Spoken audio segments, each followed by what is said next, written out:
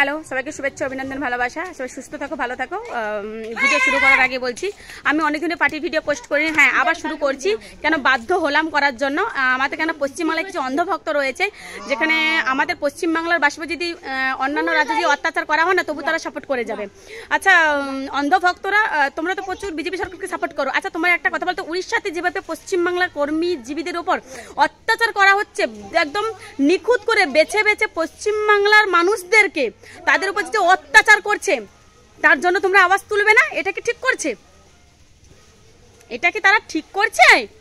এই যে তোমাদের পশ্চিমবাংলায় বাঙালিদের উপর বিশেষ করে দেখে দেখে কেন পশ্চিমবাংলার কর্মীজীবী মানুষদের কেন অত্যাচার করছে? আশা করি তোমরা এটা নিয়েও সাপোর্ট করবে খুব, এরপরেও বলবে যা করছে ঠিক করছে। ভাই, তোমরা তো কিছু হোক কিংবা না হোক, নিজের ফ্যামিলির বাবা মাকে পর্যন্ত বিজেপি সরকারের হাতে হাতে তুলে দেবে।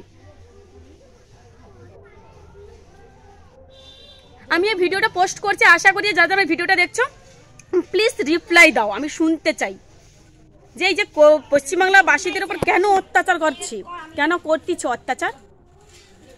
এর প্রশ্ন আমি অন্য করার কাছে, আমাদের পশ্চিমবাংলার কিছু ভক্তদের কাছে চাইছি, যারা আমাকে নোংরা নোংরা গালিগালাজ করে, যারা মাননীয় মুখ্যমন্ত্রী গালিগালাজ করো। তাহলে আজকে যদি ওই উড়িষ্যাতে যদি পশ্চিমবাংলাবাসীদের উপর অত্যাচার করা হয়, তাহলে পশ্চিমবাংলার যেসব উড়িষ্যাবাসীরা বিহারিরা আছে তাদের উপর কিন্তু অত্যাচার করা হবে।